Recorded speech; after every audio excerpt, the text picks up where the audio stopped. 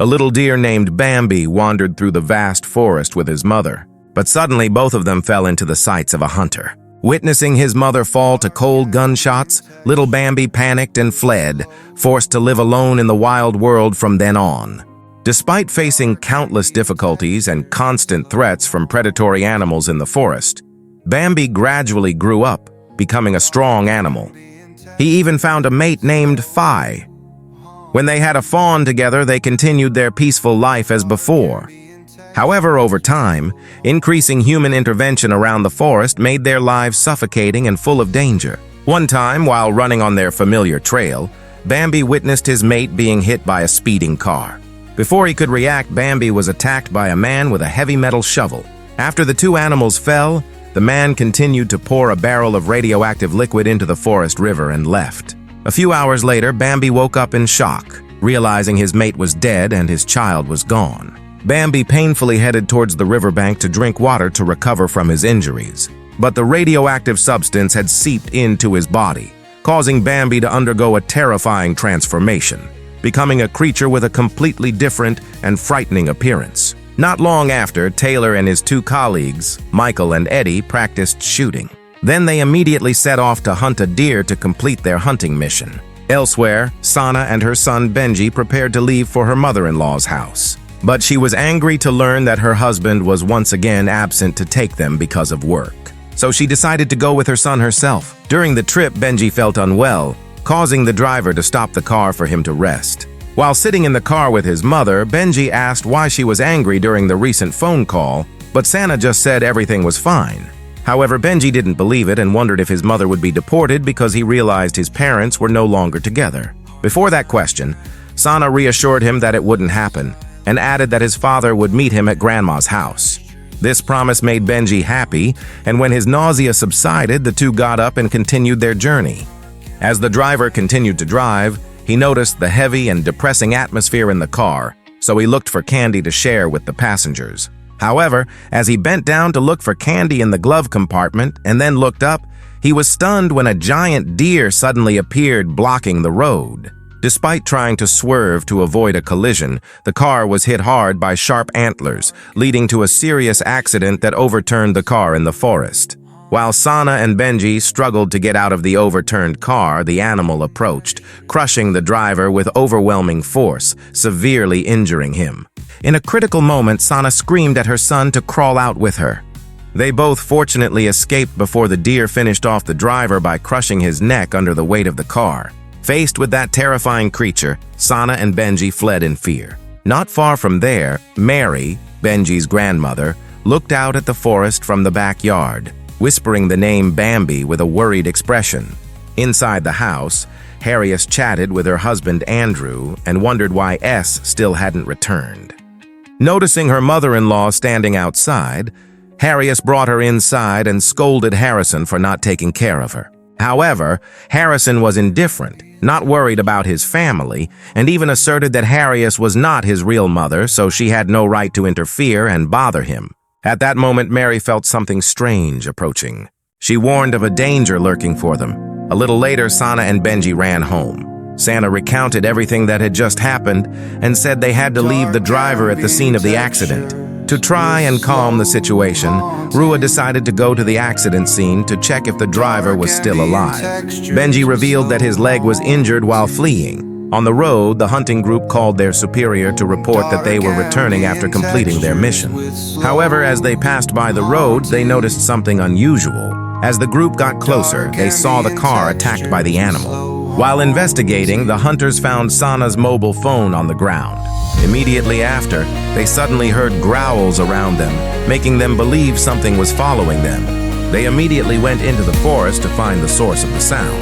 Rua went alone to look for a phone signal. At home, Mary sat drawing pictures of the brutal Bambi in a large notebook. Sana tended to Benji's wound, removing shards of glass from her son's leg.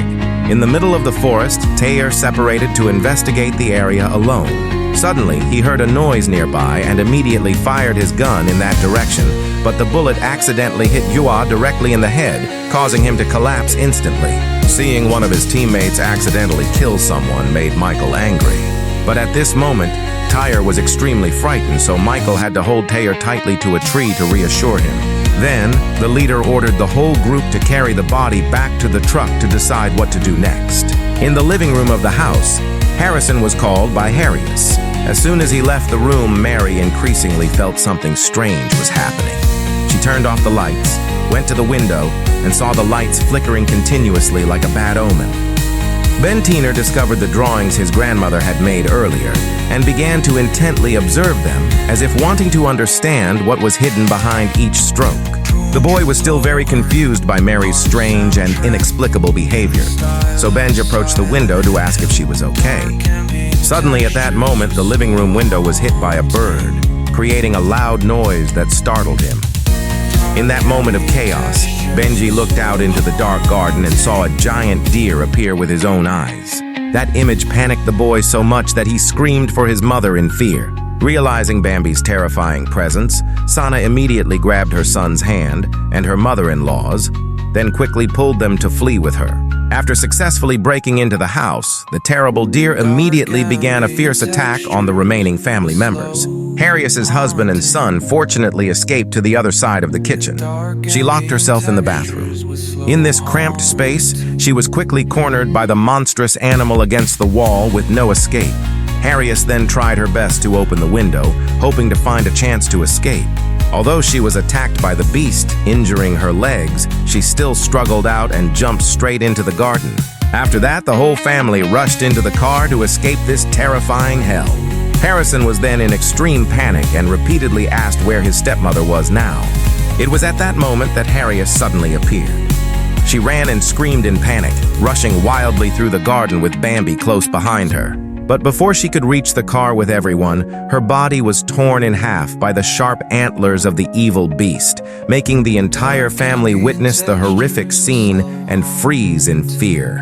In a situation where there was no other choice, Andrew was determined to protect his remaining loved ones, so he immediately floored the accelerator, maximizing the car's speed without hesitation or wasting time. However, the demonic deer still did not give up. It began to chase behind with the sole purpose of destroying its target. In the breathless chase, Harrison tried to throw many objects from the car towards the beast, hoping to distract it. But it was all in vain because Bambi did not stop at all. In fact, it even sped up faster and faster. Before long, the car was violently hit on the side by the monster, each fierce impact pushing the group of people towards the dangerous roadside. However, thanks to the fierce coordination between Andrew and Sana, the car managed to speed up and escape the beast's grip by a hair's breadth. While the group was still struggling to escape at the same time, the hunting group appeared at the family's house. When they discovered Mary's strange drawings and saw Harrius lying dying in the yard, Eddie immediately prepared to finish her off with his gun. However, Michael timely ordered Eddie to stop, and then he cruelly used his knife to finish off the unfortunate Harrius, leaving a much more horrifying and tragic death. As the car continued to speed into the night, the group was suddenly blocked by a fallen tree. Andrew had to brake sharply and stop to find a way. After that, the adults got out of the car to discuss how to overcome this obstacle. They decided to tie a strong rope to the tree and then use the car's strong pulling force to move it elsewhere. Before the plan could be carried out, Bambi suddenly appeared. It rushed to attack, throwing the group into extreme panic. In that critical situation, Sana loudly told Benji to immediately step on the gas and drive away. But in his panic, Andrew accidentally got his foot caught in the rope, causing him to be dragged along the road at a terrifying speed. His entire body and face repeatedly hit the road, causing severe, irreparable injuries. Witnessing that horrific scene, Harrison desperately screamed, trying to run after his father, but due to being too frightened and exhausted, he could do nothing but scream in pain. Meanwhile, Benji and Sana blindly continued to speed up, completely unaware that their actions were indirectly pushing Andrew to his death. Harrison was left behind alone in the dark. Realizing the deer was slowly approaching him, the boy could only try to run into the forest as fast as he could to find shelter. While fleeing, Harrison tripped over an obstacle and fell face down on the ground. Knowing that he could hardly escape the monster, Harrison decided to lie motionless, hoping the beast would pass him by. This temporarily prevented Bambi from attacking him immediately, and it stopped to observe. But before Bambi could determine if he was alive or dead, another sound echoing from afar caught its attention, causing the beast to leave. Sana was shocked to realize that the car had run out of fuel. When she looked in the rearview mirror, she was stunned to see a body stuck to the rope behind. When she got out to check, she realized it was Andrew, but his head was completely crushed. Benji approached and asked if the man was okay. But immediately after, the boy also realized that Mary had disappeared from the car. When they saw Mary walking dazed in the forest, they rushed to save her. Harrison wandered alone, trying to find a phone signal in vain. Suddenly, he encountered a small rabbit hopping nearby. Annoyed at being bothered, he bluntly ordered the animal to leave, even kicking it hard, sending it flying away. This cruel act determined his fate because immediately from everywhere, dozens of other rabbits rushed to surround Harrison, led by a more terrifying ghostly version of the creature. Harrison backed away, constantly apologizing, but in his panic he tripped and accidentally got his head caught in a bear trap. In excruciating pain, he screamed terribly.